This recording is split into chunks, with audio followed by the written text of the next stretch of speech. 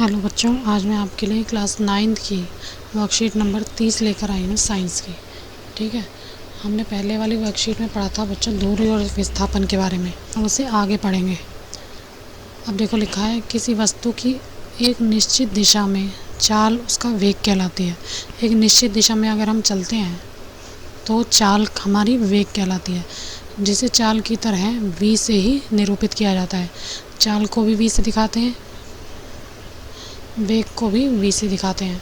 वेग को इस प्रकार ज्ञात किया जाता है, अगर हमारे को वेग निकालना है तो क्या होता है, विस्थापन बटे में समय। यह वस्तु की चाल ही नहीं अपितु उसकी दिशा भी का भी मान देती है। ठीक है, यह एक अदिश राशि है जिसका परिणाम चाल और दिशा में परिवर्तन के साथ साथ बदलता रहता है। चाल और दिशा बदलेगी तो उसका मान भी बदल जाएगा। इसका ऐसा ही मात्रक मीटर प्रति सेकंड है। यह शून्य भी हो सकता है। बच्चों, पहले भी हमने विस्थापन पढ़ा था पहले वाली वर्कशीट में। उसमें क्या था, जिस मूल बिंदु से हम चले उसी मूल बिंदु पे अगर हम वापस आकर अपनी यात्रा का अंत करते हैं या यात्रा ख़त्म करते हैं तो हमारा विस्थापन शून्य होता है। जैसे यदि आप अपने घर से स्कूल और उसी रास्ते पर वापस स्कूल से घर की दूरी 10 मीटर तय करते हैं तो इस स्थिति में आपकी चाल तो होगी लेकिन विस्थापन यहाँ 0 हो जाएगा। ठीक है ना, क्योंकि आप घर से ही निकल कर स्कूल गए और वापस ही स्कूल से निकल कर घर में आ गए तो आपका जो विस्थापन है वो शून्य कहलाएगा।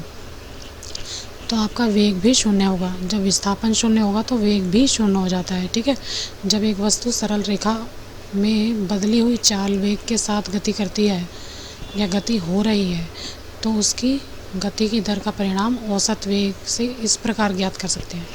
कैसे होता है बच्चों, औसत वेग प्रारंभिक वेग यानी जहाँ से हम चले और अंतिम वेग जहाँ पर हमने यात्रा ख़त्म की, तो इस तरह से निकालते हैं। आरंभिक वेग बराबर है प्रारंभिक वेग जमा अंतिम वेग बटे 2। ठीक,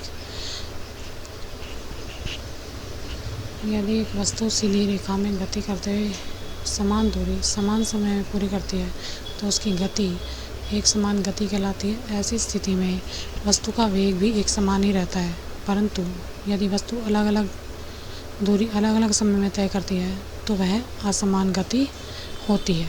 ठीक है, ऐसी स्थिति में उसका वेग तो भी असमान हो जाता है। ये 2 प्रकार से विभाजित होता है। पहला है त्वरण गति, इस गति में वस्तु का वेग समय के साथ लगातार बढ़ता है। और दूसरा है मंदन गति, इस गति में वस्तु का वेग समय के साथ लगातार घटता है। ठीक है बच्चों, इसमें एक उदाहरण भी दिया हुआ है। यदि एक साइकिल सवार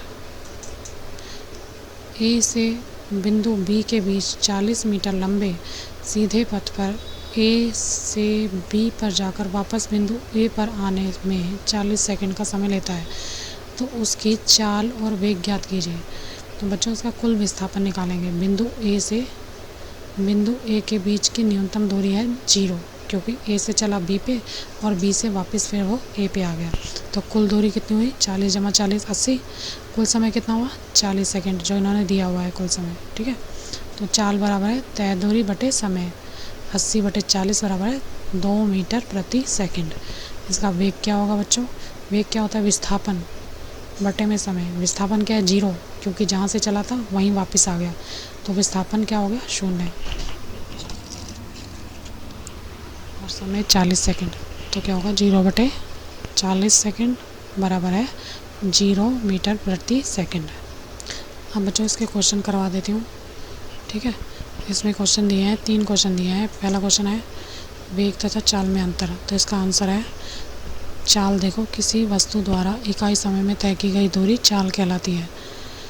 यह एक अदिश राशि है, यह सदैव धनात्मक होती है। वेग देखो, किसी वस्तु की एक निश्चित दिशा में चाल उसका वेग कहलाती है, यह सदिश राशि है और यह शून्य भी हो सकती है। ठीक है, क्वेश्चन नंबर 2 है यदि एक कार 100 मीटर की दूरी 25 सेकंड में तय करती है तो उसका वेग ज्ञात कीजिए। कार का वेग कैसे निकालेंगे बच्चों, वेग बराबर है विस्थापन बटे समय। विस्थापन हमें दिया है कितना, 100 मीटर, दिया गया समय हमें दिया है 25 सेकंड, तो कर देंगे 100 बटे 25 बराबर है 4 मीटर प्रति सेकंड। तो कार का वेग कितना होगा, 4 मीटर प्रति सेकंड। ठीक है, अगला क्वेश्चन है यदि एक मोटरसाइकिल एक खाली हाईवे पर एक निश्चित वेग में जा रही है तो यह किस प्रकार की गति का उदाहरण है। किस प्रकार की गति का उदाहरण है बच्चों, आंसर है यदि एक मोटरसाइकिल एक खाली हाईवे पर एक निश्चित वेग से जा रही है तो यह एक समान गति का उदाहरण है। ठीक है बच्चों, क्योंकि वो एक ही समान गति से चलती जा रही है। ठीक है, तो आज की वर्कशीट में इतना ही। अगर आपको मेरा वीडियो अच्छा लगा हो तो प्लीज़ मेरे चैनल को लाइक और सब्सक्राइब जरूर करना। Thank you very much.